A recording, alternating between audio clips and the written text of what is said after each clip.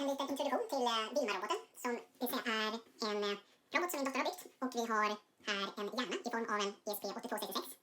Vi har även en modul i Q6500 för att kunna ge roboten röst. Vi har högtalare, vi drar ner spänning från 9 volt till 5 volt respektive 3,3. Vi har även en pilsensor så att roboten ska ha ögon och kunna köra en lek.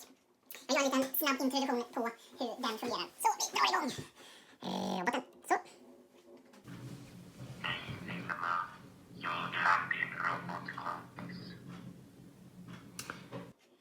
Nu kan vi alltså välja att be roboten tala om för oss vilken dag och vad klockan är. Då trycker vi på den här touchsensorn.